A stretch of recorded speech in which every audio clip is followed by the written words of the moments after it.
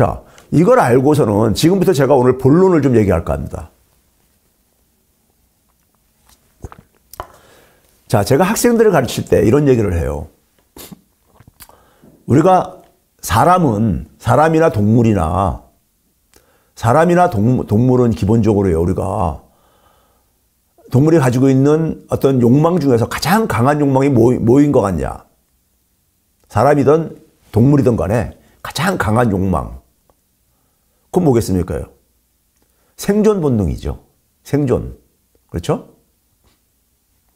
생존 본능이 굉장히 강하잖아요. 생존 본능은 모든 생명체가 가지고 있는 거잖아요. 우리가 예전에 보게 되면 3대 거짓말 중에 상인이 그러니까 나 밑지고 판다. 이거 하고 또 하나가 뭐냐면 이제 우리가 나이 많이 드신 이제 어른들이 내가 빨리 죽어야지. 이 말도 이제 거짓말이라는 거잖아요. 나이 들수록 오히려 그러니까는 이 생명에 대한 집착이 더 강해진다는 이런 얘기도 하고 그러잖아요. 생존 욕망이죠. 생존 욕망인데 사람은 다른 동물과 차이가 뭡니까요? 그 생존을 하기 위해서 필요로 하는 것들을 자기 스스로 만들어내는 능력을 갖고 있죠. 자기 스스로 만들어내는 능력을 갖고 있어요. 동물은 자연으로부터 이렇게 습득을 하잖아요. 그렇죠? 근데 인간은 자기가 필요로 하는 것을, 자기가 생존에 필요로 하는 것을 자기 스스로 만들어내는 능력을 갖고 있잖아요. 이거를 우리가 경제학에서는 생산이라고 표현하는 겁니다. 생산이라는 게 새로운 걸 만들어낸다는 얘기입니다. 만들어내는 거예요. 그런데 우리가 생존을 하고 생산활동을 하기 위해서 인간이 선택한 건 뭐냐? 인간이 선택한 건 뭐냐면요. 함께 사는 방식을 선택한 겁니다. 그래서 우리가 인간은 사회적 동물이라고 그러죠. 사회적 동물이라고 합니다.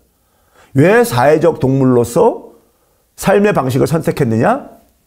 혼자 사는 것보다 함께 사는 것이, 함께 살면서 함께 생산하는 것이, 함께 경제활동하는 것이 혼자서 생산활동하고 혼자서 경제활동하는 것보다도 더 유리하다고 판단했기 때문인 겁니다.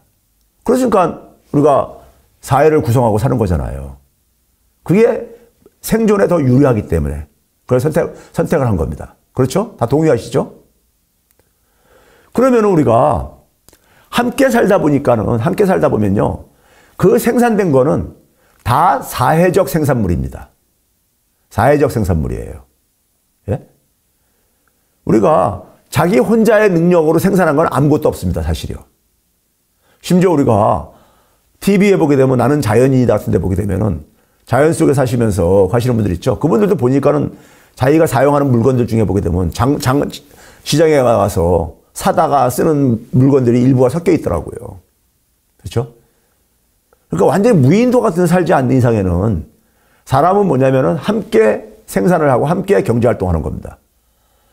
그래서 우리가 한 사회의 생산은요, 사회적 생산물이라고 해요. 그게 우리가 흔히 얘기하는 GDP입니다. GDP예요.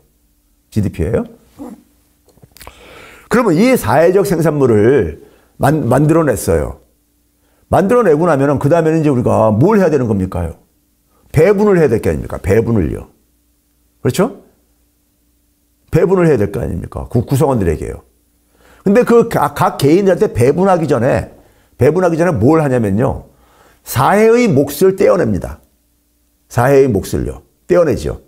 우리 직장 다니시는 분들은 월급 봉투를 받으면은 거기에 세금 같은 거 다 띄고선 내 주머니에 들어오는 거는 그거 다 띄고 난 이후에 세금 이후에 소득만 들어오잖아요. 그렇죠? 그 세금이 그러니까 사회 몫으로 가는 거잖아요. 사회 몫으로. 그렇죠? 자, 우리가 아파트 같은 공동주택 생활을 하게 되면은 공동관리비라는 게 있잖아요. 공동관리비. 함께 살다 보니까 공동관리비가 부과되잖아요. 주민들의 대표인 동대표들이 모여가지고 그걸 결정하고 그러잖아요. 그렇죠? 공동관리비를요. 그러면 한 사회에서도 사회적인 몫을 먼저 떼어냅니다.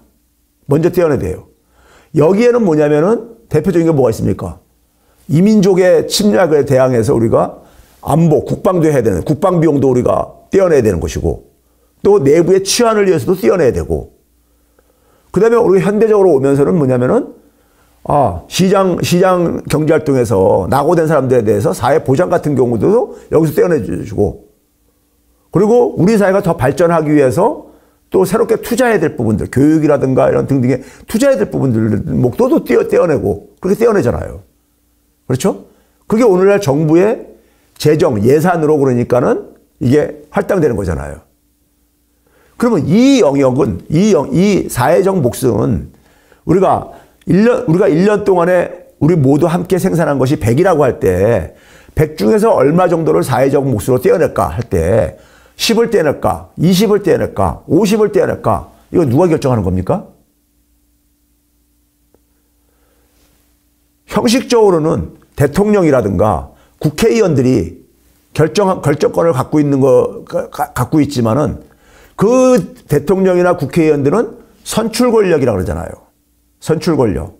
국민에 의해 가지고 국민으로부터 권한을 위임받은 사람들이잖아요. 그렇죠? 즉 뭐냐면 결국은 누가 결정하는 거냐? 국민이 결정하는 겁니다. 어느 정도를 사회 몫으로 떼어낼 것인가를 결정하는 건 국민입니다. 그래서 대통령이나 이런 국회의원 선거 때 보게 되면은 각 정당들이 공약을 내세우잖아요. 공약을 내세우잖아요. 정책과 관련된, 경제 정책과 관련된 공약을 내세우면서, 내세우잖아요. 과거 박근혜 정부 때도 내가 대통령 되게 되면은, 고령층에 대해서 모든 기초연금을 주겠다. 이런 공약을 내세우고 그러잖아요. 그럼 거기에 대해서 그 재원을 확보하기 위해서 세금을 조정해야 될 게 아닙니까? 그렇죠? 그럼 국민들은 뭐냐면 그 공약을 보고서 그러니까 자기가 선택을 하는 거잖아요. 그렇죠? 그런데 이 부분은 정치가 결정하는 거예요, 결국은. 정치 영역입니다. 제가 이제 개인적으로 유튜브도 이제 하고 그러는데요. 한 27만 명 정도 되는 유튜브를 운영을 하고 있는데요. 사람들 중에 그런 얘기 하는 사람들이 있어요. 교수님, 정치 얘기는 좀 안 했으면 좋겠습니다. 왜 그러냐면요. 현실 정치를 보게 되면 직업적인 정치인들이 굉장히 국민들을 실망시키는 부분들이 많잖아요. 그리고 또 일부는 언론들이 또 그렇게 혐오감을 또 조장도 하고 한 결과이기도 한데요. 저는 후자가 굉장히 심각하다고 보는데, 근데 정치라는 건 뭐냐면요. 정치라는 사전적인 정의가 뭐냐면요. 사회과학 사전에 정치에 대한 정의가 어떻게 되어 있냐면요. 정치라는 것은 함께 살아가면서 혼자 살면 정치 필요 없습니다. 혼자 살면 정치 필요 없어요. 함께 살아가다 보면은요, 공동으로 해결해야 될 문제가 있잖아요. 아까 우리가 함께 살아가는 삶을 선택한 이유는 그게 내 생존에 유리하기 때문에 선택했다 했잖아요. 인간들이요. 근데 함께 살아가다 보면 불편한 것도 있어요. 불편한 것도 있다고요. 그렇죠? 함께 살다 보면요. 부부 사이에도 한 집에 살면 불편한 거 있잖아요. 근데도 더 좋은 게 많으니까 같이 사는 거잖아요. 결혼해서요. 그렇죠? 그러면 함께 살아가면서 우리가 해결해야 될 공동의 과제가 생길 수밖에 없잖아요. 함께 살아가면서 공동으로 해결해야 될 어떤 문제들이 있잖아요. 아파트에서도 공동의 문제들이 있잖아요. 그 공동의 문제를 해결해가는 과정이 바로 정치입니다. 정치의 뜻이에요. 그러니까 정치라는 것은 기본적으로 외면할 수도 없는 것이고요. 정치라는 것은 그 사회 구성원이 정치에 대한 참여는 기본적인 의무인 겁니다. 의무인 거예요. 내가 사회적 동물로 혼자 살지 않고 함께 사는 걸 선택한 이상에는 이건 의무인 거예요. 정치에 대한 관심, 참여는 의무이고 권리인 겁니다. 그렇잖아요. 그렇죠? 그러니까 우리가 세금을 얼마로 거둘 것인가 국민들이 결정하는 거잖아요. 국민들이, 국회의원들이 국회에서 심의해가지고 최종 결정을 하지만은 국민들이 가는 거잖아요. 세금은 정치인 겁니다. 그렇죠? 사회보장도 우리가 기초연금을 줄 건가 말 건가. 이거 정치예요. 정치잖아요. 이거 순수한 경제라고 보기 어려운 겁니다. 그러면 이런 것들은 정치 영역에서 결정되어지는데 정치 영역은 오늘날 우리가 어떤 방식으로 풀어갑니까요? 민주주의 원리죠. 민주주의 원리는 기본적으로 뭡니까요? 1인 1표. 1인 1표 방식입니다. 이재용이나 나나 최백은이나 똑같은 한 표를 행사하는 거죠. 1인 1표입니다. 그렇죠? 정치 영역은요. 여기서 결정되는 것이고요. 그리고 나서 그것만 결정하는 게 아니라 우리가 함께 살면서 사회를 보다 더 그러니까 빠르게 발전시키기 위해서 사회를 보다 더 그러니까 문명사회로 만들기 위해서 우리가 교육제도도 계속해서 업그레이드 시키고 심지어는 금융제도도 굉장히 계속해서 우리가 선진화시키려고 하고 그러죠. 금융 시스템, 금융제도 이런 것들도요. 그렇죠? 우리가 어떤 금융사고가 터지게 되면 금융제도도 좀 이제 업그레이드 시키려고 그러잖아요. 이것도 누가 하는 겁니까요? 이것도 정치 영역에서 하는 거잖아요. 제도나 시스템을 만드는 거 다 정치 영역에서 하는 거잖아요. 그렇죠? 그 다음에 뭡니까요? 사회 몫을, 그걸 위해서 사회 몫을 떼어내고 난 다음에 나머지 부분을 개인들이 이제 그러니까 개인들끼리 배분을 하는 건데 거기는 뭡니까? 그 개인이 기여한 것에 비례해가지고 배분을 하죠. 노동을 투입한 사람은 노동 투입한 것에 비례해가지고 배분을 받고 임금으로. 자본을 투입한 사람은 자본을 투입한 것에 대한 자본의 기여도에 따라서 배당이라든가 아니면 자본소득을 이제 받게 되는 거잖아요. 그리고 재능이 있는 사람은 재능으로 이제 기여를 하는 것이고요. 그렇죠? 이게 바로 시장 영역인 겁니다. 시장 영역이죠. 시장 영역이잖아요. 그러니까 우리가 사회적인 동물로 사는 것을 선택하면서 정치와 경제는 뗄래야 뗄 수가 없는 거였었어요. 동전의 앞뒷면인 겁니다. 근데 이 시장 영역만을 경제라고 생각을 하시는 분들이 있어. 네? 시장 영역만이 그러니까는 모든 경제의 모든 거라고 생각하는 분들이 의외로 많습니다. 잘못 알고 있는 겁니다. 잘못 배우신 거야. 그리고 악의적으로 그러니까 그것을 누군가가 그것을 그렇게 호도해 놓은 겁니다. 자, 근데 이 시장 영역은요, 정치 영역과 달리 1원 1표가 작동하는 곳입니다. 대표적인 게 뭡니까? 주식회사 보게 되면 1주 1표잖아요. 모든 사람이 똑같은 권리 행사를 하지 않잖아요. 주식을 많이 가진 사람이 더 많은 그러니까 결정권을 행사하잖아요. 그렇죠? 그래 우리가 1주 1표 원리라 그러죠. 근데 즉 1원 1표 원리가 작동하는 것이 시장입니다. 제가 학생들한테 그런 얘기를 해요. 돈을 벌려면 돈에 대한 먼저 접근부터 접근할 수 있는 기회가 있어야 되지 않냐. 근데 돈은 어디에 있느냐? 은행에 많지 않냐. 예? 그런데 여러분하고, 학생 여러분하고 나하고 은행의 돈을 누가 이용할 수 있고 누가 더 값싸게 이용할 수 있냐. 그럼 학생들이 당연히 교수님이죠. 자기들은 은행에서 대출도 안 해준다 이거예요. 왜? 경제활동 이런 게 없으니까요. 그렇죠? 신용거래 실적도 없고 그러니까요. 그렇죠? 그러면 그런 사람들이 돈을 이용하기 위해서 가는 곳이 어디입니까? 이금융권, 대부업체 이런 데잖아요. 카드회사 카드론 이런 거잖아요. 금리가 굉장히 높잖아요. 은행보다도요. 그렇죠? 그러니까 저 같은 경우는 은행에서 왜 대출을 해줍니까? 안정적인 직장이 있고 소득이 어느 정도 그러니까는 중산층 이상이라고 보니까는 믿고선 빌려주는 거잖아요. 그렇죠? 즉 뭐냐면은 경제력이 있는 사람이 돈을 더 그러니까는 이용하기가 쉬운 게 현실이잖아요. 즉 뭐냐면 돈이 있는 사람이 돈을 벌기가 더 쉬운 게 시장입니다. 그래서 경제가 시장에 의해서만 운영되면요. 빈익빈 부익부는 갈수록 심해질 수밖에 없습니다. 왜? 돈 많은 사람이 더 유리하니까요. 돈 벌기가요. 돈 없는 사람은 돈을 축적하기가 힘들어요. 그렇죠?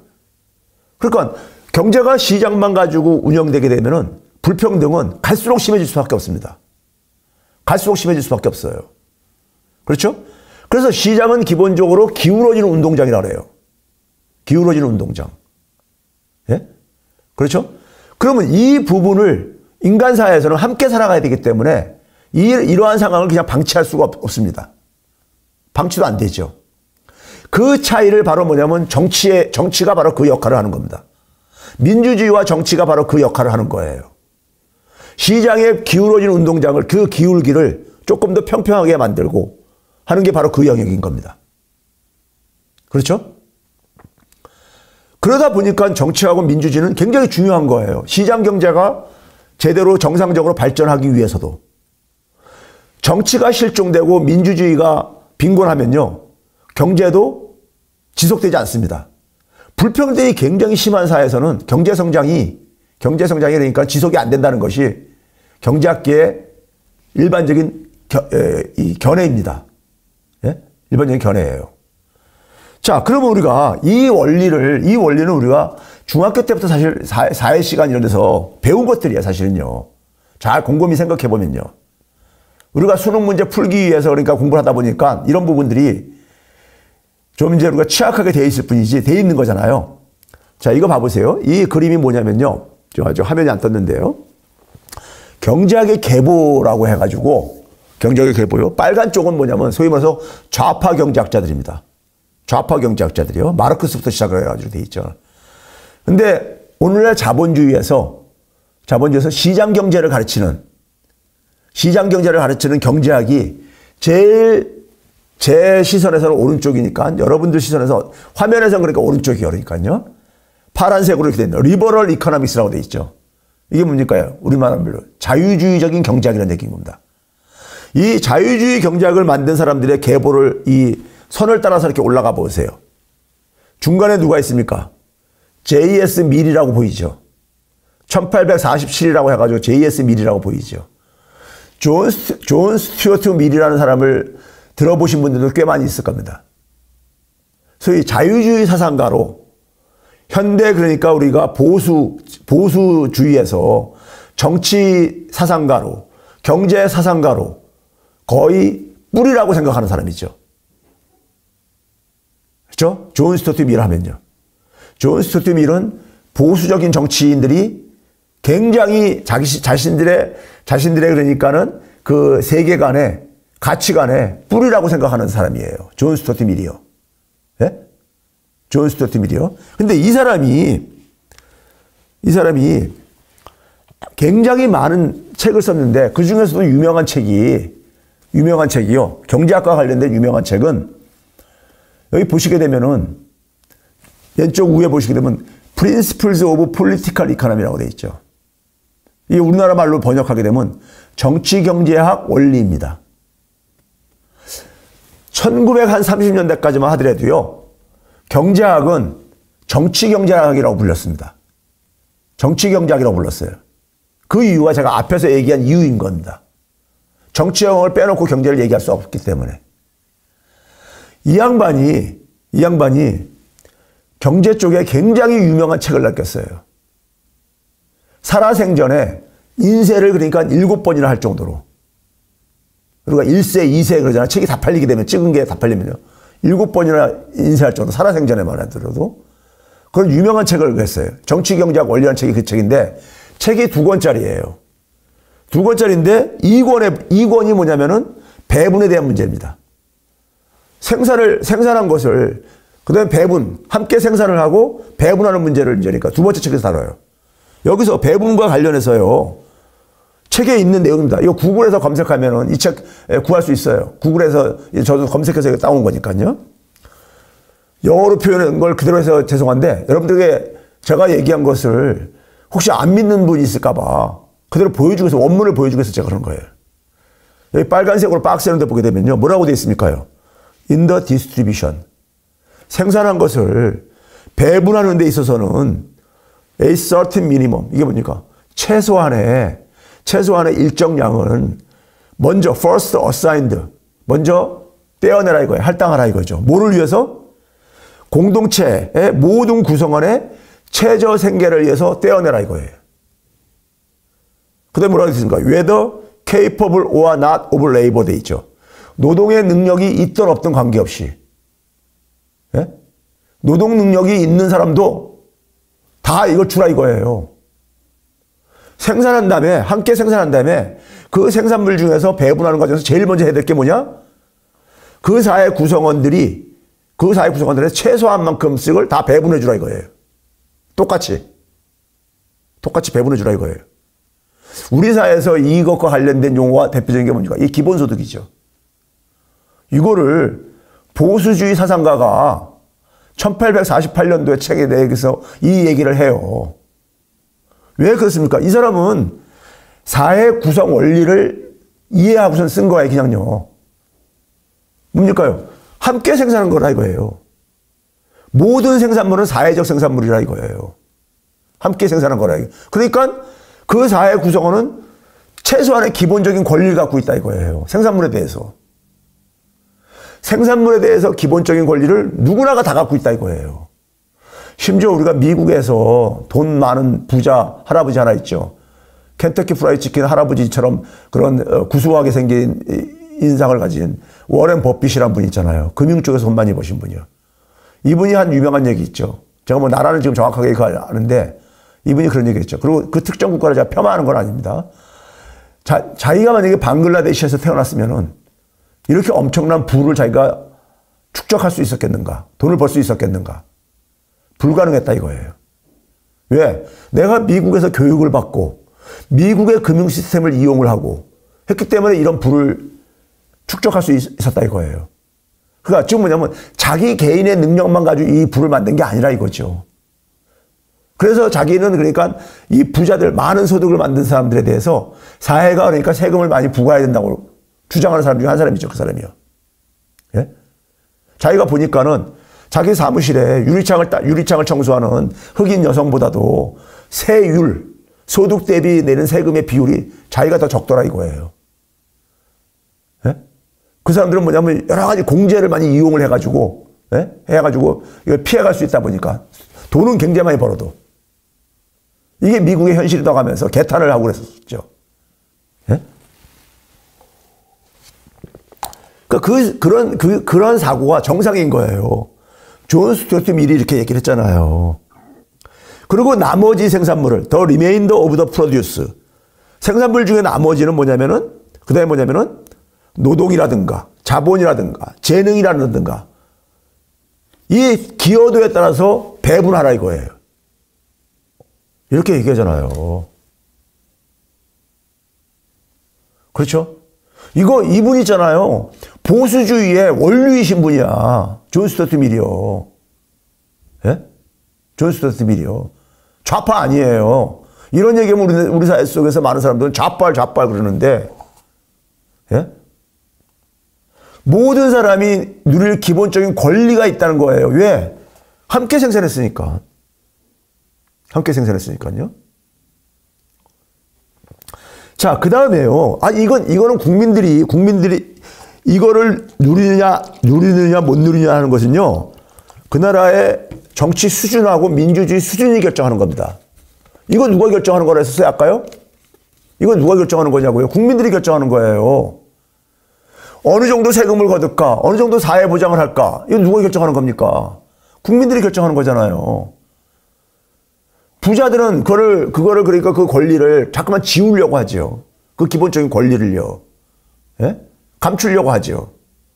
예? 그래서 거기다가 굉장히 많은 궤변을 섞어가지고 그거를 그러니까는, 이 사람들의 눈을 가리는 거예요. 국민들이 그러니까 자기 권리를 찾아보지 못하고 있는 거예요. 자, 두 번째요. 두 번째 제가 얘기할게요. 두 번째 권리가 뭐냐면요. 두 번째 권리가 뭐냐면요. 이 금융과 관련되는 거예요. 금융이요. 자, 우리가 오늘날은 그러니까는 돈에 얼마나 그러니까 접근할 수 있는 기회를 갖냐에 따라서 자산을 축적할 수 있는 기회가 결정되죠. 아까 앞에서 보여드렸잖아요. 예? 보여드렸잖아요. 자, 그러면 여러분들 있잖아요. 제가 이렇게 얘기를 풀어갈게요. 미국의 중앙은행이 연준이라고 해가지고 미국의 중앙은행이 연준이라고 들어보셨을 거예요. 미국의 중앙은행이 연준이 언제 설립된지 아세요? 1913년 12월 달에 설립됩니다. 1913년 12월 달에 연준이 설립되어져요. 여러분들 세계 중앙은행의 가장 효시라고 우리가 중앙은행의 롤모델이라고 얘기하는 게 영국의 영란은행입니다. 영란은행이 가장 세계에서 가장 오래된 중앙은행은 아니지만은 그래도 중앙은행의 롤모델로 가장 은행 시스템이 먼저 발달한 나라가 제대로 선진적인 근대적인 시스템을 발달한 나라가 영국이다 보니까는 영국의 영란은행이요. 언제 만들어진 건지 아세요? 1689년입니다. 1689년이요. 그러면 미국의 중앙은행이 연준이 1913년 12월 달에만 설립됐어요. 미국이라는 나라는 언제 만들어졌습니까요? 1776년에 독립전쟁 해가지고 이겨가지고 미국이 독립하잖아요. 적어도 18세기 말부터 1800년대 100년 동안은 미국이 연준이 없었던 시대예요. 연준. 즉 중앙은행이 없었던 시대라고요. 그러면 영국도 마찬가지로 1689년이면 언제냐면요. 여러분들 중학교, 고등학교 때 세계사나 이런 데 혹은 사회 과목에서 뭘 배우셨습니까요? 영국에 우리가 근대로 넘어오는 과정은 시민혁명 이런 거 배웠잖아요. 그런 시민혁명이 일어나던 그런 시기가 1689년, 1688년 이때입니다. 그 전에는 그러면 우리가 영국에는 은행이 없었느냐? 은행이 있었어요. 은행이 있었다고요. 그런데 문제는 제가 이 얘기를 왜 하냐면요. 중앙은행, 우리가 사용하는 돈, 우리 돈 싫어하는 사람 없잖아요. 우리가 사용하는 돈, 지폐, 5만원짜리, 만원짜리, 1000원짜리, 5천원짜리, 이 지폐들 있잖아요. 동전도 포함해서요. 이 돈은 누가 찍어내는 겁니까? 각 국가의 중앙은행이 찍어내는 거잖아요. 우리나라 돈은 한국은행이 찍어내잖아요. 그렇죠? 한국은행뿐이 찍어낼 수가 없잖아요. 나머지 찍어내는 건 다 위폐지요. 그렇죠? 그걸 중앙은행의 발권력이라고 합니다. 중앙은행은 화폐를 찍어낼 수 있는 권한을 가지고 있는 엄청난 기관이지요. 그렇죠? 중앙은행이요. 근데 중앙은행이 없었던 시절에는 그러면 돈을 어떻게 이용했을까? 궁금하지 않으세요? 중앙은행이 없을 때는 돈을 어떻게 이용했을까? 궁금하지 않으세요? 여러분들 중에서 나이가 좀 지긋하신 분들은 금세 기억하실, 아니, 교환경제 아닙니다. 물물경제. 그 당시 화폐경제였었어요. 영국의 1600년대에 다 화폐경제입니다. 미국도 1800년대 다 화폐경제죠. 예? 그럼 그 당시의 화폐는 뭐냐 이거죠. 중앙은행이 없었던 시절의 화폐는 뭐냐 이거죠. 자, 여기 제가 단서 하나 드릴게요. 나이 좀 드신 분들은 쉽게 이해하실 거예요. 우리 자기압수표라는 거 많이 써보셨죠. 자기압수표. 국민은행, 신한은행, 은행별로 심지어 농협도 그렇고 자기압수표를 발행하잖아요. 과거에 보게 되면 우리가 5만원권 나오기 전에는 10만원권 자기압수표를 많이 썼었습니다. 만원짜리 10장보다는 한 장으로 수표로 된 거예요. 혹시 나이가 지금 좀 젊으신 분들은 네이버에 검색이나 구글에 검색을 해가지고 이미지에서 자기압수표 한번 이렇게 해보세요. 그럼 뭔지, 이거. 자, 신한은행에서 발행한 자기압수표 10만원짜리. 이거 우리 어떻게 사용해요? 현금처럼 쓰잖아요. 그렇죠? 현금처럼 쓰죠. 그걸 가지고 내가 카페 가가지고 아니면 시장에 가가지고 5만원어치 쓰게 되면 5만원 돌려주잖아요. 현금으로요. 바꿔주잖아요. 5만원 나머지 주잖아요. 현금과 똑같잖아요. 자기압수표요. 왜 그렇습니까? 왜 그런 것 같아요? 이 신한은행에서 발행한 자기압수표 10만원권은 언제든지 한국은행에서 발행한 지폐로 언제든지 교환해 준다는 것이 전제가 되어 있기 때문에 가능한 거잖아요. 전제가 되어 있기 때문에. 그렇죠? 그러면은 이 자기압수표는요. 일종의 뭡니까 이거예요. 신한은행이 발행한 자기압수표는 신한은행권인 거예요. 우리가 사용하는 지폐는 한국은행권입니다. 한국은행권이야. 예? 이게 권이 뭐냐면요. 채권의 약자로 권입니다. 신한은행이 발행한 채권이잖아요. 내가 그러니까 10만 원의 가치를 보증해 주겠다. 그게 신한은행의 자기압수표잖아요. 한국은행이 발행한 지폐도 한국은행에서 발행한 엄밀하게 얘기하면 채권인 겁니다. 내가 가치를 보증해 준다 하는 저거잖아요.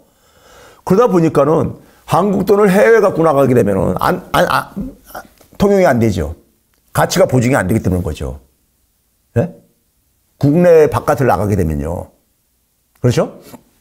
자, 그럼 여기서 중앙은행이 없을 때는요. 중앙은행이 없을 때는 각 은행들이 자기 화폐를 발행했어요. 지금 제가 예를 든 것처럼 신한은행이 자기압수표 발행하듯이 자기 은행권을 발행했어요. 종이돈을 발행했다고요. 그러면 이게 어떻게 이게 이 융통이 될 수 있었을까요? 사람들이 바꾸고 그랬었을까요? 뭔가 그걸 가치를 보증해 줬기 때문에 그랬을 게 아닙니까? 가치를요. 그렇죠? 뭘로 보증해 줬냐면요. 은행들이 그 종이돈을 가져오게 되면 언제든지 그 가치만큼의 금으로 바꿔주겠다. 이렇게 했던 거예요. 금으로 바꿔주겠다. 그래서 사실상 금본위 제시죠. 금은 우리가 역사적으로 굉장히 오랜 시간 동안에 그러니까는 여러 인류사의 대부분 지역에서 금은 그러니까 우리가 화폐처럼 쓰였었으니까요. 그렇죠?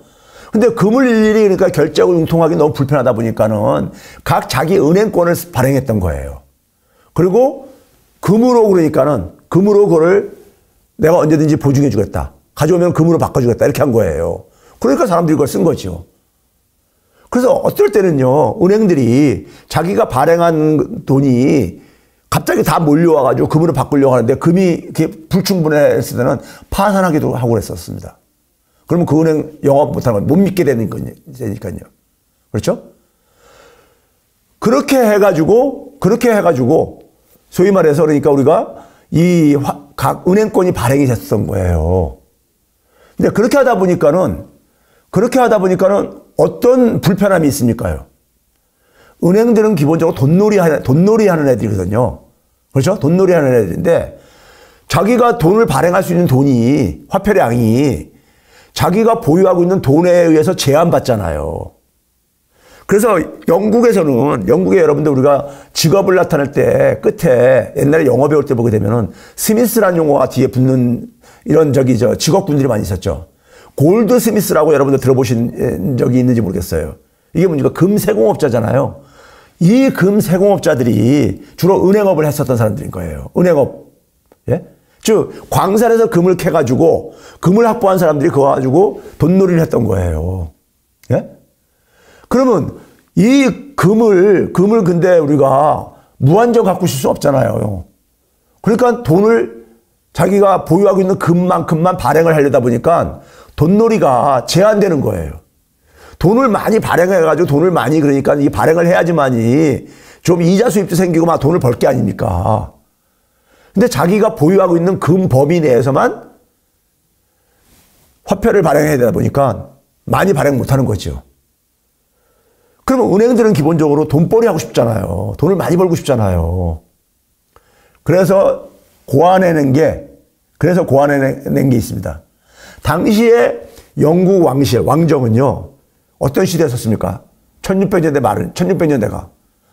유럽의 국가들이 서로가 패권 경쟁할 때죠.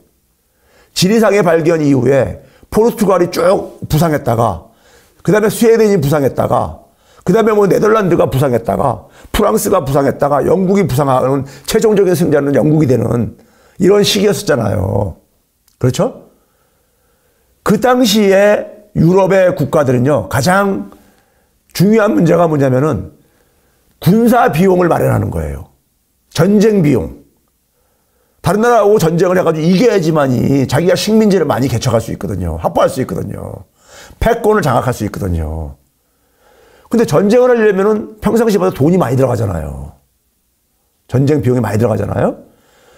그러다 보니까 전쟁 비용이 들어갈 때는 그러니까 되게 어떻게 하냐면 은행들한테 돈을 빌렸었어요. 그래서 이 돈을 제대로 상환을 못 해가지고 파산하는 왕정들도 종종 있었습니다. 그러면 이런 이제 문제를 갖고 있었던 게 왕정들이었어요. 영국 왕정, 프랑스 왕정 이런 왕정들이었어요. 당시 영국의 런던에서 은행업을 하는 친구들이 이 문제를 왕한테 가가지고 당신이 지금 그러니까 예를 들어서 전쟁을 하기 위해서 돈이 필요한데 예를 들면 한 150만 파운드면 지금 수백억, 그때는 그 당시 돈 가치로 보게 되면요. 우리가 당신이 지금 필요로 하는 150만 파운드를 빌려주겠다. 근데 원금은 상환할 필요 없이 원금을 상환할 필요 없는 돈을 빌려주겠다 그래요. 그러니까 왕은 쏠깃할 게 아닙니까? 이자만 갖고 원금은 안 갚아도 된대. 예? 귀가 쏠깃할 게 아니에요. 그렇죠? 그거 못 갚아가지고 파산도 하고 그러는 판에. 그렇죠? 그러니까 왕이 그러면 뭐냐면 니네들이 그러면 원하는 게 뭐냐? 그래요. 원하는 게. 당시에 왕의 재정적인 수입의 원천은 오늘날과 똑같죠. 국민들한테 걷는 세금이죠. 농민한테 도시의 상공업자들한테 걷는 세금들이었었습니다. 세금이었었어요. 근데 이 은행업자들이 뭘 제시하냐면 왕한테 뭘 요구하냐면은 우리 은행에서 발행하는 은행화폐로만 세금을 납부하게 해달라. 영국의 국민들이 국가에 대해서 세금을 낼 때는 이 런던에서 지금 영업을 하고 있는 은행업을 하고 있는 이 은행의 돈으로만 납부하라. 납부하게 해달라. 이거를 그러니까 요구를 합니다. 그러니까 왕이 볼 때는 내가 뭘로 받든지 간에 똑같은데 원금을 상환할 필요 없는 돈을 빌려주겠대. 그래서 이걸 맞바꿉니다. 처음에는 그 권한을 10년, 20년씩 이렇게 일정 기간 동안에 하다가 나중에 이제 이게 그냥 고착화된 겁니다. 이 은행이, 그러니까 이 정부가 걷어들이는 세금을 납부할 수 있는 화폐를 발행하는 런던의 은행이 이게 훗날 영란은행이 된 거예요. 영국의 중앙은행. 예? 자, 그러면 그 화폐가 바로 뭐냐? 법정화폐인 거죠. 법정화폐인 거야. 그 은행이 발행하는 거니까. 그렇죠? 그 법정화폐는 그렇기 때문에 뭘 가지고 가치가 보증된 겁니까? 왕이 무슨 자기가 갖고 있는 재물로 이 가치를 보증한 게 아니잖아요. 왕도 뭐 황금을 그러니까 무슨 쌓아놓고 사는 게 아니니까. 왕의 재정적인 수입의 원천은 뭡니까? 세금이잖아요. 맞습니다. 국민의 세금입니다. 세금인 거예요. 그러면 오늘날도 마찬가지죠. 오늘날 한국은행이 찍어낸 지폐, 그 지폐의 가치는 누가 보증하는 겁니까? 윤석열 대통령 개인이 보증하는 거 아니잖아요. 저희가 무슨 능력으로 그 많은 돈을 보증을 해, 가치를요. 예? 기재부 장관이 보증하는 것도 아니잖아요. 뭡니까요? 정부의 세금입니다. 세금이라는 경제력이 있잖아요. 예? 경제력이 있잖아요. 그렇죠? 근데 그 세금은 누가 내는 거예요? 국민들이 내는 거잖아요. 그렇죠? 국민 없는 정부가 있을 수 없고, 예? 그렇잖아요? 그러면은, 한 나라가 찍어내는 통화의 가치는요, 결국 국민의 세금에 의해서 가치가 보증되는 것이고요. 결국은 뭐냐면 그런 의미 속에서 한 나라의 화폐, 종이돈이잖아요. 이거 종이잖아요. 특수한 종이잖아요. 이게 금박지 씌운 것도 아니고 그냥 종이돈이잖아요. 이 돈의 가치는 어떻게 한 겁니까요? 그 나라 국민 전체가 집단적으로 신용을 보증한 거예요. 함께요. 우리 옛날에 은행에서 대출 받을 때 보면은 저기 보증 세워라 그런 말 하잖아요. 보증 세워라. 예? 그런 악습이 많았었잖아요. 옛날에는요. 예? 그래서 친한 친구가 나 보증 좀 사달라 하다가 친구가 그러니까 사업이 안 돼가지고 그것 때문에 낭패를 겪는 이런 사례들도 많이 있었잖아요. 예? 그러니까 결국 국민들이 그러니까 집단적으로 대한민국 그 한국은행에서 발행하는 화폐에 대한 가치를 보증해 준 거예요. 그럼 그 보증을 해주다 보니까는 화폐를 찍어낼 수 있게 된 거예요. 그러면서 은행들은 뭡니까요? 이제 금 없이도 화폐를 얼마든지 이용할 수 있게 된 거죠. 금 없이도요. 그렇죠? 그러니까 은행들은 그러니까 돈놀이의 출구가 뚫린 거예요. 네? 출구가 뚫린 겁니다. 그렇죠? 그런데 그 화폐, 중앙은행이 찍어내는 화폐는 기본적으로 그 생명력은 어디서 나온 거예요? 국민이잖아요. 국민에는 세금이잖아요. 그런데 그 은행의 화폐를, 은행들이 그러니까 융통시키는 화폐를 이용 못하는 국민이 어느 정도 되는지 아세요? 신용거래에서 은행을 이용 못하는 국민이 약 20%나 됩니다.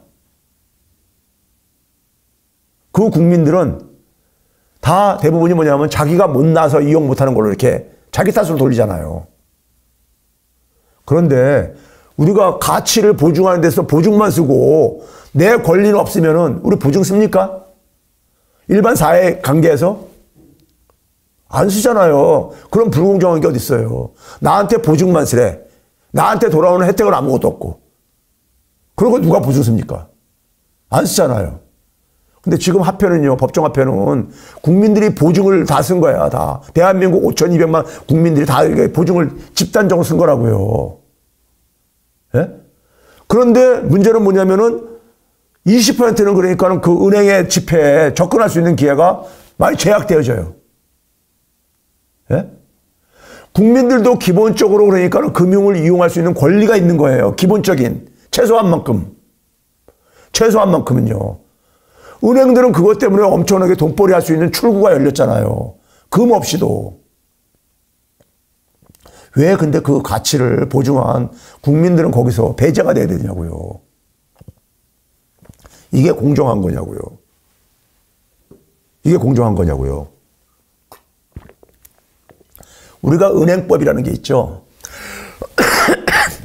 은행법이 있는데 은행법 1조, 모든 법의 1조는요, 목적이 들어가 있습니다. 목적은 그게 기업이 됐던 어떤 조직이 됐든 간에 조직의 존재 이유예요. 존재 이유입니다. 은행법 1조 1항이 목적인데 그 목적이 뭐라고 되어 있냐면요. 은행의 존재 이유는 돈을 버는 거, 돈을 많이 벌어라. 이런 거는 전혀 한 글자도 없어요. 뭐라고 되어 있냐면요. 돈을 그러니까는 그 사회 골고루 모든 곳에 잘 이게 순환되도록 하라. 이거예요. 모든 국민들이 그 돈을 이용할 수 있게 하라고 돼 있어요. 그걸 우리가 흔히 말해서 금융중개기능, 은행중개기능이라고 합니다. 예? 돈이 필요 없는 사람은 없잖아요. 필요한 사람한테 돈이 잘 돌게 해주라 이거예요. 그게 은행의 존재 이유예요. 그게 소위 요즘 이제 그러니까는 윤석열 정부 일부 금융감독원장이 얘기하는 은행의 공공성입니다. 공공성인 거예요. 그런 점에서 모든 국민은 아까 앞에서 뭐라 했습니까요? 기본적인 소득을 가질 수 있는 권리가 있고요. 기본적인 그러니까는 돈을 그러니까는 접근할 수 있는 권리가 있는 거예요. 이거를 못 찾고 있는 것은 그 나라 정치가 제대로 작동 안 되고 있기 때문인 거고, 그 나라 민주주의가 굉장히 취약하기 때문에 그런 거예요. 예? 취약하기 때문에 그런 거야. 국민들이 자기 권리를 지금 그러니까 모르고 살고 있는 거죠. 많은 국민들이요. 자기가 무능한 건 탓으로 돌려. 그렇잖아요. 그게 아니에요. 그게 소위 말하는 기본 금융 개념인 거예요. 기본 금융 개념인 거야. 아, 내가 보증을 했는데 나는 권리가 없어. 그게 말이 되는 얘기입니까? 그런 보증을 내가 왜 서요? 그렇잖아요. 그렇죠? 그러니까 기본적으로 그러니까 많은 국민들이 힘든 거는 이런 기본적인 권리들을, 많은 주요한 기본적인 권리들로부터 소외되고 있기 때문인 거예요. 이건 좌빨들 얘기가 아니에요. 좌빨들 얘기가 아니라 사회 구성 원리에 있어서 속에서 보수적인 사상가들이 처음에 사회를 만들 때 정한 하나의 규칙이고 시스템이고 내용들인 거예요. 그래서 제가 우리 국민들이, 서민들이 왜 이렇게 힘든가, 살아가는 게 하는 이유의 근본적인 거는요, 자기 권리를 제대로 챙기지 못하기 때문인 겁니다. 정치가 실종돼 있고 민주주의가 취약하기 때문인 거예요. 이런 기본적인 권리를 특권층들은 가리려고 하죠. 국민들이 모르게 하려고 그러죠. 예? 모르게 하려고 그래요. 왜? 자기들이 다 갖고 싶으니까. 재정을 가지고도 얼마나 저기 없는 사람한테 지원하는 거에 대해서는 인색합니까? 예? 대기업이나 재벌들한테 지원하는 것에 대해서는 그냥 그러니까 뭐 펑펑 가면서 낙수효과 타령하면서 가면서요. 예? 그 돈들, 예? 기본적으로 사회가 함께 만들어낸 거라고요. 사회적 생산물이라고 경제학 책에 돼 있어요. 그게 GDP 개념이고요. 예?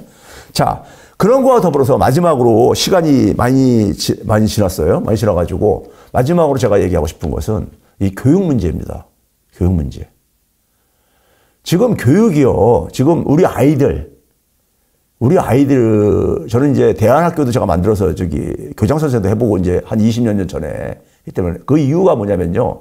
어느 날 그런 생각이 들더라고요. 우리 아이들이 그러니까는 성인이 돼가지고 살아갈 사회활동을 시작하는 시기가 됐을 때는 사회가 엄청 변해 있을 것 같은데 지금 아이들한테 가르치는 교육은 그 사회에 적응할 수 있는 그것을 적응할 수 있는 능력과는 전혀 관계가 없는 교육을 시키고 앉아있는 거예요. 예? 그래서 제가 그 당시 무슨 식으로까지 극단적으로 표현했냐면요. 기성세대가 의도하지는 않았지만은 의도하지 않은 범죄를 저지르고 있는지도 모른다. 우리 아이들이 사회 부적응자로 우리가 키우고 있으니까요. 시대 부적응자로. 예? 자, 지금 우리가 이 교육이라는 것은요. 교육을 담당하는 학교라는 것은 제도입니다. 제도. 그렇죠? 우리가 조선시대 때는 오늘과 같은 학교 없었잖아요. 이게 근대 산업사회의 제도입니다. 학교라는 것은요. 초등학교부터 대학교 이런 이 교육기관은요. 그럼 이게 언제 나온 거냐면요. 산업화가 되면서 근대화로 넘어오면서 이게 만들어진 거예요. 그래서 르네상스 시기에 대학들이 많이 만들어지고 그러죠. 유럽에서는요. 그렇죠? 근데 그 당시는 어떤 시기입니까? 많은 사람들이 농업에서 산업으로 그러니까 우리가 과거 그 이전은 산업화 이전은 뭡니까? 농업사회였잖아요. 농업사회라는 건 뭐예요? 농촌에서 대부분의 삶이 그러니까 영위가 되는 이런 시기잖아요. 사람들이 땅과 관련해가지고 농산물을 생산을 해가지고 생존을 유지하고 그렇잖아요. 농촌에 살면서 산업화라는 건 뭐예요? 농촌이 아니라 도시로 그러니까 우리가 사람들과 돈이 그로 다 이동을 한 거잖아요. 왜? 도시의 산업이 더 많은 부가가치를 만들어내니까요. 그렇죠? 그러면 지금은 우리가 어디로 가고 있는 겁니까요? 그래가지고 그게 쫙 팽창해 간 거예요. 도시라는 공간이 과거에는 농업시대 때는 굉장히 그러니까 일부 그러니까 아주 소수의 상인들만이 거주하는 곳이었었어요. 근데 도시가 팽창을 하고 대도시가 만들어지고 그 다음에 그게 더 확장돼가지고 전 세계가 하나의 지구촌으로 연결되고 이렇게까지 됐잖아요. 그 다음 단계 우리가 어디로 가고 있습니까요? 디지털 세상으로 가고 있잖아요. 디지털. 지금까지는 뭐냐면 우리가 오프라인에서 그러니까 삶을 되게 영위해 왔잖아요. 근데 우리 아이들은요. 제가 대학 다닐 때만 하더라도 인터넷이 앞으로 나올 것이다. 이런 걸 가르쳐주는 교수님, 선생님을 내가 본 적이 없었어요. 미국에 공부하러 가서 처음으로 PC를 제가 접했으니까요. 예?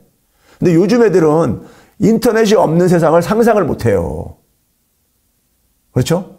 모바일 없는 것도 상상을 못 하잖아요. 예? 그렇죠? 그러면 이런 상황 속에서 지금 그러니까는 문명이 지금 이동하고 있는 거예요. 오프라인에서 디지털 산업사회 교육인 거예요. 이 미스매치 문제. 2013년인가요? 2013년인가 14년에 미국 MIT라든가 몇 개 대학에서 실험을 한 게 있어요. 무슨 실험을 했냐면은 인공지능한테 사람이 그러니까 유치원 때부터 대학교 때까지 습득하는 지식을 습득시켜 봤더니만 얼마 걸린지 아세요? 1분도 안 걸렸어요. 1분도 안 걸렸어요. 예? 제가 잘못되었다는 게 아니라요. 디지털 시대에 필요로 하는 인재하고 소위 말해서 그러니까 우리가 산업사회에 필요한 인재는 다른 인재라는 얘기인 겁니다. 농업사회 인재하고 산업사회 인재가 다르듯이요. 예? 즉 우리가 과거 농업사회 때는 서당에서 맹자할 공자를 하면 됐었잖아요. 근데 그거 가지고 산업화를 우리가 만들 수 없었잖아요.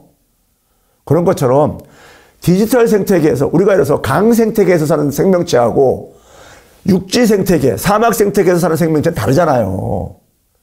강 생태계에 살려면은 강 생태계의 환경에 그러니까 적응할 수 있게 생명체가 진화를 해야 되잖아요. 똑같은 겁니다. 우리는 지금 뭐냐면은 산업화 시대 속에서만 살아오다 보니까 그게 그거 아니냐 이렇게 생각할 수 있어요. 아닙니다. 전혀 달라요. 여러분 예를 들어서 애플이 가장 선두기업 중에 하나인데 애플의 기업 가치가 작년 1월 초에 3조 달러를 돌파한 적이 있었습니다. 지금은 한 2조 달러가 붕괴됐다가 2조 5천억 달러까지 회복을 했는데 3조 달러에 도달한 적이 있었어요. 이게 3조 달러가 어느 정도 규모냐면요. 미국이 한 26조 달러, 중국이 한 18조, 19조 달러 정도 되고 3위가 일본이고요. 한 5조 달러 정도 되고 4위가 독일이 그러니까 그 비슷하게 쫓아오고 있고요. 4.8조 달러 되고 그 다음에 5위가 영국인데요. 영국만 하더라도 3조 달러가 안 됩니다. 그러니까 애플이 전 세계 200개가 넘는 국가 중에서 대부분의 국가 위에서 4개 국가를 빼놓고 나서 나머지 애플이 기업 가치가 경제 규모가 국가대보다 더 큰 거예요. 근데 과거 산업사회 때는요. 과거 산업사회 때 한번 봐보세요, 여러분들이요. 지금도 제조업체들 이런 아주 그냥 글로벌 제조업체들 봐보세요. 기업 가치가 5천억 달러가 넘는 기업이 없습니다. 5천억 달러가 넘는 기업이 없어요. 산업화 시대 때는 5천억 달러 넘는 기업이 없어요. 예? 1조 달러가 넘는 기업이 언제부터 나왔느냐? 디지털 생태계가 펼쳐지면서 소위 이걸 가지고 우리가 플랫폼 사업 모델이라고 하죠. 예? 이러면서 1조 달러가 돌파하게 되는 거예요. 왜 그런지 아세요? 산업화 때는 기업들이 오프라인 중심으로 하잖아요. 그러니까 되게 뭡니까? 그 나라 안에서 대부분의 경제활동이 그 기업이 있는 공간에서 대부분이 경제활동이 이루어지잖아요. 근데 플랫폼 기업들은 전 세계를 대상으로 하잖아요. 그러니까 그러니까 매출액이 클 수밖에 없고 기업 가치가 그렇게 급등할 수밖에 없었던 거예요. 지금 챗 GPT에 대해서 많은 사람들이 가잖아요. 2010년 이후에 태어난 세대를 알파 세대라고 해요. 알파 세대가 바로 뭐냐면 인공지능 세대라는 얘기예요. 2010년부터 인공지능이 그러니까는 하나의 상용화가 가능해지기 시작했거든요. 그러니까 지금 우리 교육에서 하는 대부분의 교육의 내용들은요, 인공지능한테 더 이상 그러니까는 경쟁력이 없습니다. 예? 지금은요, 인공지능이 못하는 교육을 해야 되는 거예요. 못하는 일을 해야 되잖아요, 사람들이요. 인공지능을 활용을 해가지고 자기의 능력, 생산성을 높이는 이런 인재가 돼야 되는 거잖아요. 근데 우리 교육은 지금 뭐냐면 여전히 대부분이 뭐냐면 지식, 암기, 습득 이런 거잖아요. 네이버 치고 구글 치면 다 나오는 거. 제가 그래서 그런 얘기를 해요. 제가 대학 교수지만은 대학 교육이 유튜브, 구글보다 못하다. 뒤처진 지 오래됐다. 이런 얘기를 해요. 교육이 어떻게 달라져야 되는가. 제가 오늘 시간이 없어가지고 그런데 최백은 TV에 보게 되면 그 교육에 대한 게 있습니다. 여러 개가 있어요. 한번 봐보세요. 이거 자녀들한테 굉장히 중요한 문제입니다. 굉장히 중요한 얘기예요. 우리 자녀애들이 시대 부적응자로 지금 만들고 있어요. 우리 교육이요, 지금요. 시대 부적응자로. 예? 제가 그런 얘기를 합니다. 학생들한테 농담반 진담반이라 내가 니네들 구글 같은 데 취업하는 거 도와줄 수 있다. 왜 그러냐면요. 거기서 그 회사가 어떤 인재를 원하는지 제가 알거든요. 미국 기업들은 자기소개서가 굉장히 중요합니다. 예? 그걸 내가 걔네들이 원하는 방식으로 써줄 수가 있거든요. 근데 니네들 들어가도 얼마 못 버틴다. 대한민국에서 교육받은 애들은 구글이나 애플 가서 별로 오래 못 버틴다 그래요. 못 버틴다 그래요. 예, 우리나라 교육은 지식 습득하는 거, 누가 빨리 습득하느냐. 이거에 아직도 안주해 있잖아요, 기본적으로요. 예? 지금은 뭐냐면요, 쉽게 얘기해서 없는 답을 만들어내고 없는 답을 찾아내야 되는 거예요. 정해진 답, 기존에 정해진 답을 그러니까 우리가 이해하고 습득하고 누가 빨리 습득하냐, 이거는 의미가 없어요. 정해진 답은 인공지능이 다 해결하니까. 정해져 있지 않은 답, 새로운 답을 만들어내는 거. 그래서 애플 같은 경우가 오래전부터 로고가 뭡니까? Think different잖아요. 자, 손을 하나 예를 들어볼게요. 손을 딱 하는데 이 손바닥만 평생을 쳐다봤어. 그러면 손하게 되면 이 손바닥 모양만 연상이 되잖아요. 근데 손은 이런 쪽도 있잖아요. 손등과 같은. 다르게 보고 다른 쪽에서 뭐 다르게 생각해야지 새로운 게 보이잖아요. 새로운 걸 찾아내는, 다른 거를 찾아낼 수 있는 능력을 키워줘야 된단 말이에요. 근데 우리는 그게 아니라 정해진 답을 그러니까는 찾아내고 이해하고 이런 거라고요. 맞아요. 꿀 먹은 벙어리 되는 게. 학생들, 대학생들이 그래서 졸업하는 순간까지도 뭐냐면 많은 학생들이요. 99.9%가 네가 하고 싶은 일, 좋아하는 일이 뭐냐. 그 없이 그냥 취업들 하는 거야, 그냥. 사회가 볼 때 좀 괜찮은 그냥 일자리 가지면 그걸로 취업에 성공했다고 생각들 해. 제 한 제자가 또 오래됐어요. 한 친구가 뭐냐면 교수님 저 자기 신한은행하고 한전이 됐다는 거예요. 어디 가야 돼요? 그러고 앉았어요. 그래서 내가 걔가 왜 그걸 물어보는지 제가 아는데 짐작은 아는데 그걸 왜 나한테 물어보냐? 그걸 왜 나한테 물어보냐? 네가 하고 싶은 일이 뭔지가 결정해야 되지. 그러니까. 예? 근데 우리 아이들 이렇게 키워가지고는요. 우리 아이들 지금 봐보세요. 저는 제 큰애가 인공지능 쪽으로 하기 때문에 제 친한 친구가 미국의 3대 수재이기 때문에 인공지능 수재이기 때문에 제가 귀동냥을 주워 들은 얘기가 있고 그래서 그러는데 지금 앞으로요 2030년 이전에 인간들 중에서 99.9%는 인공지능보다 못한 인간이 된다는 거잖아요. 예? 그런 점에서 여러분들이 제가 볼 때는 제가 그랬잖아요. 먼저 그러니까 여러분들이 국민의 기본적인 권리를 그러니까는 자기가 찾아먹을 수 있어야 된다. 둘째, 우리 사회에 교육의 혁명이 없으면은 미래는 열리지 않는다. 우리 아이들의 미래는 열리지가 않는다 이거예요. 예? 그래서 이 두 문제를 해결하지 않는 한에 있어서는 대한민국과 우리 자녀들의 미래는 저는 없다고 봅니다. 단언코. 자, 오늘 제가 굉장히 죄송한 건 목이 시원치 않죠. 그래서 이렇게 좀 좋은 목소리로 여러분 찾아뵀어야 되는데 죄송합니다. 오늘 또 오는 날이 또 장날이라고 목감기 걸려가지고 오늘 좀 죄송하게 생각하고요. 오늘 강의는 시간이 꽤 지났기 때문에 이 정도로 마쳐야 되겠습니다. 주최 측에서 시간이 초과됐다 그러네요. 네, 감사합니다.